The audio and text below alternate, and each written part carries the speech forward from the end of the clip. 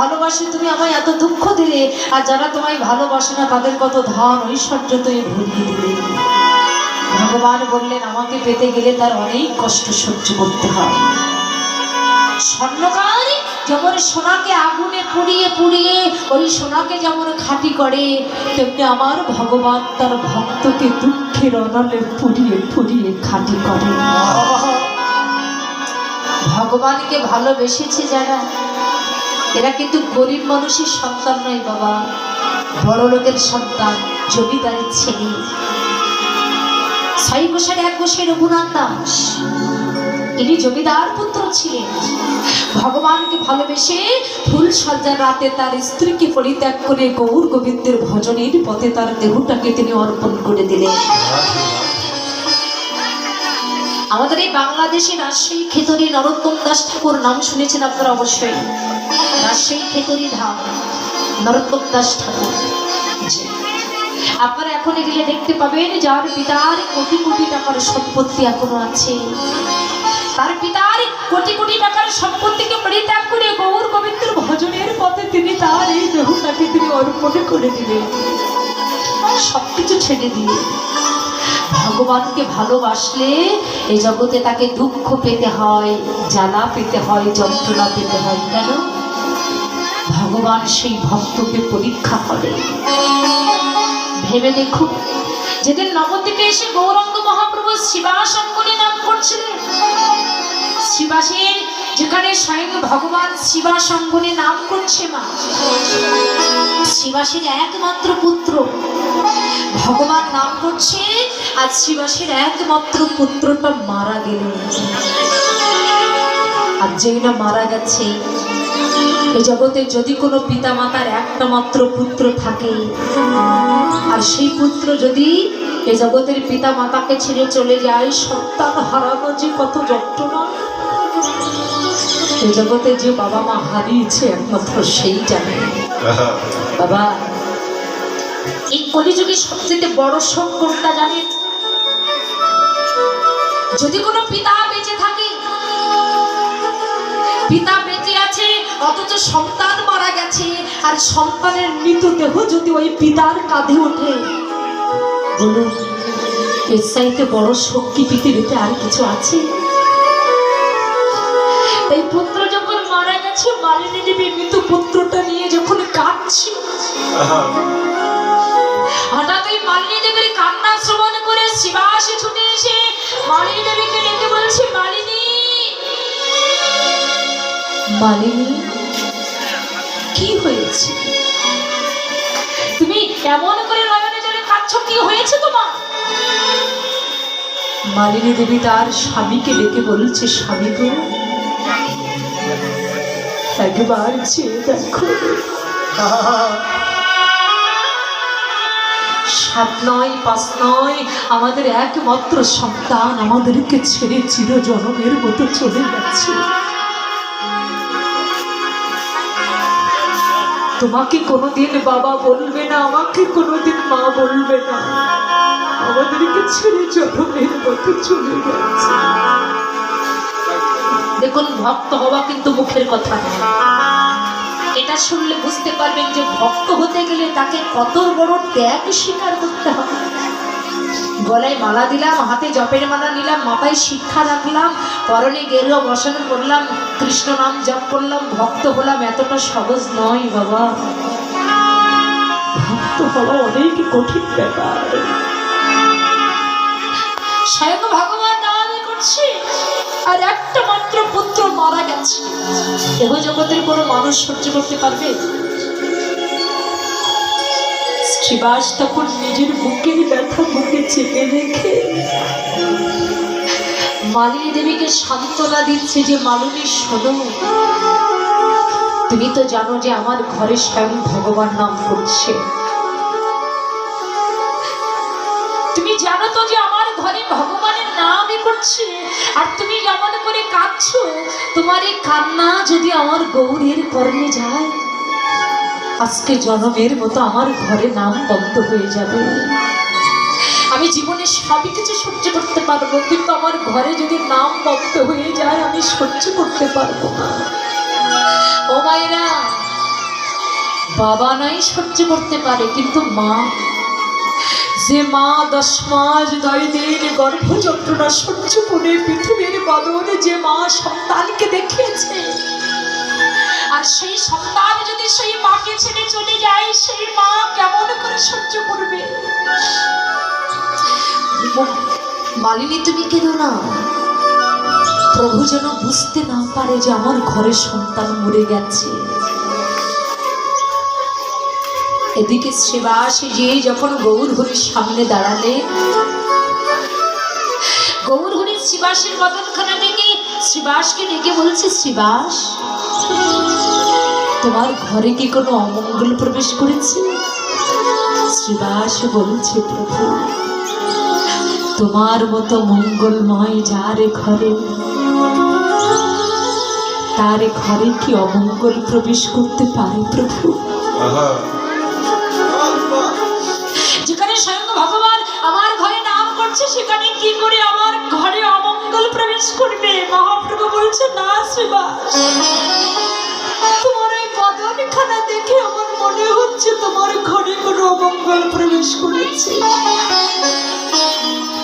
আর যেই না বলেছে, ঠিক সেই সময় মালিনী দেবী ওই মৃত পুত্রটা কোলে নিয়ে মহাপ্রভুর চরণের উপরে ফেলে দিয়ে বলছে, প্রভু, জীবনে কোনোদিন তোমাকে সেবা না দিয়ে আমি জল পর্যন্ত গ্রহণ করিনি, তোমাকে পূজা না দিয়ে আমি কোনোদিন কোনো কিছু গ্রহণ করিনি। বলতে পারো আমার কি অপরাধ ছিল যে সেই অপরাধে তুমি আমার একমাত্র পুত্রকে আমার কাছ থেকে কেড়ে নিলে? প্রভু, মহাপ্রভু শ্রীবাসের দিকে তাকিয়ে বললেন, শ্রীবাস, আজকে তোমার ঘরে এত বড় দুর্দিন আর তুমি আমার কাছে গোপন করলে? শ্রীবাস বলছে, প্রভু, মেঘার ছন্ন দিন কবু নহে কো দুর্দিন, কৃষ্ণ কথা শুনবো না যেদিন আমার হবে সেই দিন। যদি দুর্দিন হয় সেই দিন হবে যেদিন আমি কৃষ্ণ বলে কাঁদতে পারবো না, তোমার বদন দেখতে পারবো না, তোমার চরণ পাবো না। যেদিন এই নয়ন কৃষ্ণ বলে কাঁদবে না, শ্রবণ যেদিন কৃষ্ণ কথা শুনবে না। মহাপ্রভু দুটি বাহুকে প্রসারিত করে শ্রীবাসকে ডেকে বলছে, শ্রীবাস, আমি জগতে অনেক ভক্ত দেখেছি, কিন্তু তোমার মতো এত ত্যাগী, এত মহান ভক্ত আমি জীবনে কোনোদিন দেখিনি। তুমি আমাকে এত ভালোবাসো। দুটি বাহুকে প্রসারিত করে প্রভু ডেকে বললে, এসো একবার তোমাকে আমার বুকে জড়িয়ে ধরে আমার তাপে তো প্রাণ আমি শীতল করি। একবার আয়া আয়াই ভাগে তো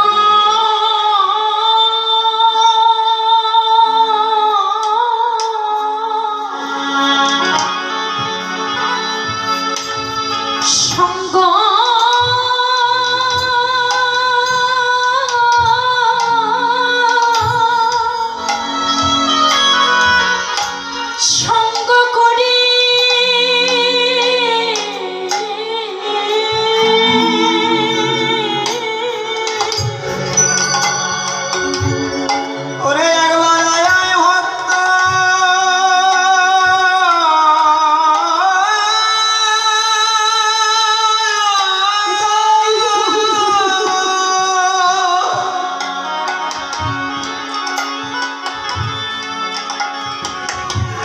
সঙ্গ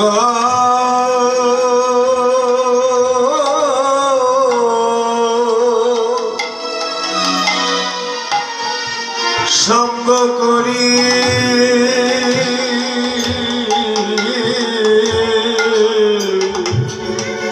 ভক্তের চরণে আমার চরণে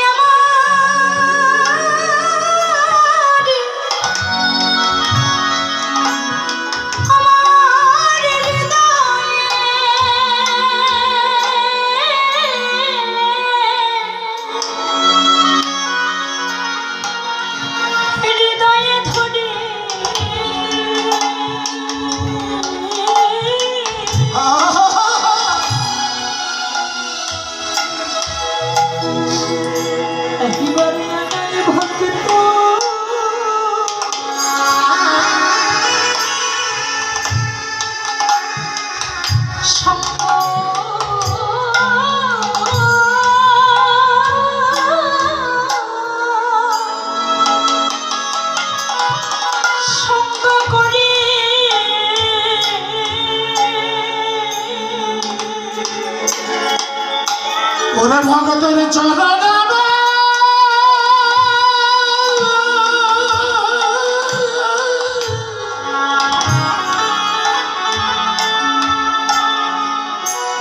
ওরে ভগতের চরণ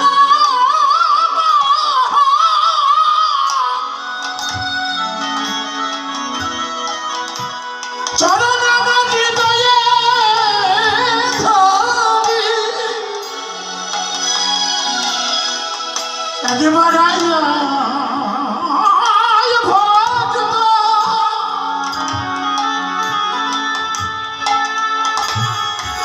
তোর সঙ্গ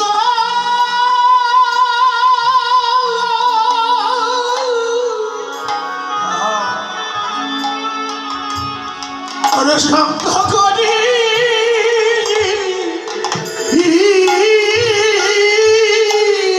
আমার তাপিত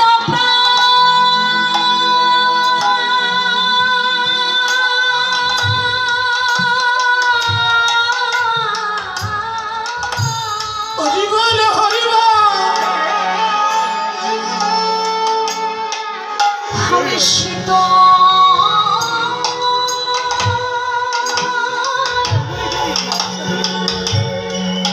শীতল করে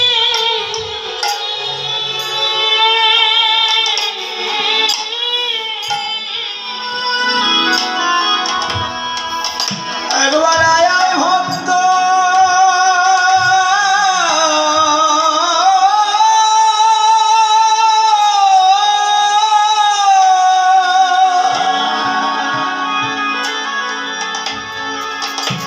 তোর সঙ্গ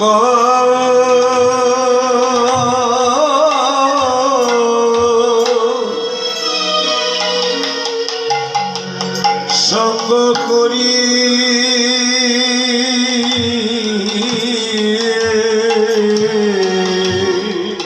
আমার তাপিত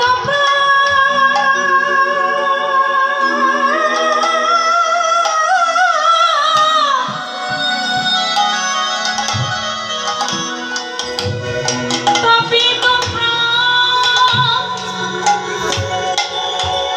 শীত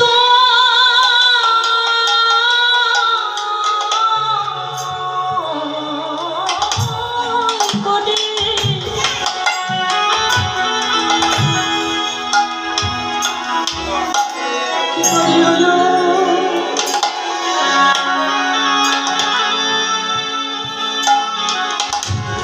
আয়াই ভক্ত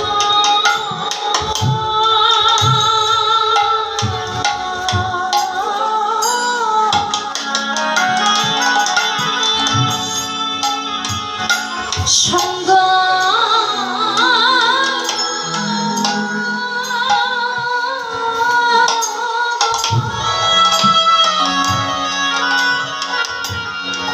সঙ্গ